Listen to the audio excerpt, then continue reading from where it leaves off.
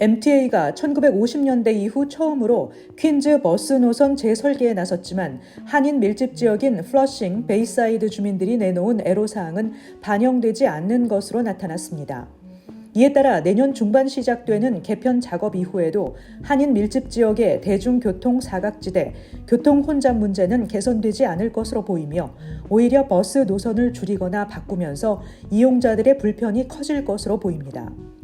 이 외에도 지역 주민과 정치인들은 메인스트리트역 일대 버스 병목 현상과 교통체증 문제도 함께 다뤄야 한다고 요구했지만 MTA는 개편안에서 이 문제는 빼놨습니다. 맥도날드 햄버거가 이콜라이 대장균에 오염되면서 이를 섭취한 소비자들 중 1명이 사망하고 50여 명이 발병한 것으로 확인돼 연방보건당국이 긴급 조사에 착수했습니다. CDC는 오리건주 등 10개 주에서 맥도널드 쿼터 파운드 햄버거로 인한 이콜라이균 감염 발병 사례가 50여 건 확인됐고 이 중 노인 1명이 사망했다고 밝혔습니다. 이번 환자 중에는 일명 햄버거병이라고 불리우는 용혈성 요독 증후군에 걸린 어린이도 있는 것으로 전해졌습니다. 맥도널드 측은 식품 공급업체에서 공급받은 채 썰은 양파가 오염된 것으로 보인다며 쿼터 파운드에 들어가는 기존 패티와 양파 사용을 중단하고 일부 주에서는 쿼터 파운드 판매를 중지했다고 밝혔습니다.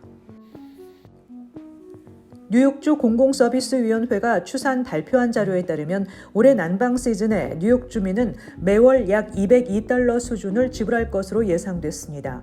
이는 지난해 같은 기간에 비해 약 11% 오른 수준입니다.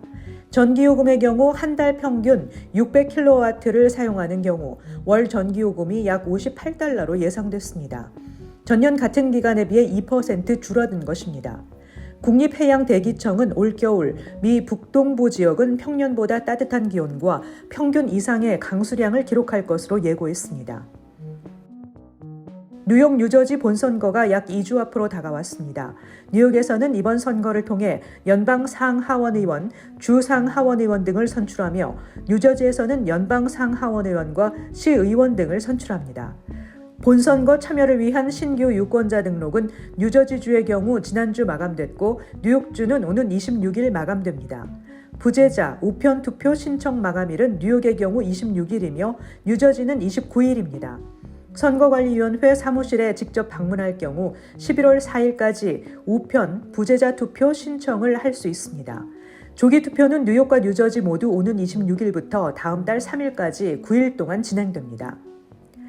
타겟이 음식과 음료, 생활 필수품, 할러데이 상품 등 다양한 소비자 품목 2,000개 이상의 가격을 내릴 계획이라고 밝혔습니다. 가격 인하 대상 제품들은 최대 20%의 내림폭을 보이는 것으로 나타났습니다. 크리스코 식용유 40온스가 기존 $5.29에서 $4.79로, 커피메이트 크리머 32온스 제품은 $5.29에서 $4.99로 저렴해집니다. 일부 의약품과 장난감도 가격이 인하됩니다. 타겟은 지난 5월 소비자들이 자주 구매하는 품목 5,000개 가격을 인하한 바 있습니다. 이번 발표로 올해 가격이 내리게 되는 항목은 모두 8,000개로 늘어납니다. 추가로 업체는 연말까지 총 10,000개에 가까운 상품을 인하할 것이라고 덧붙였습니다.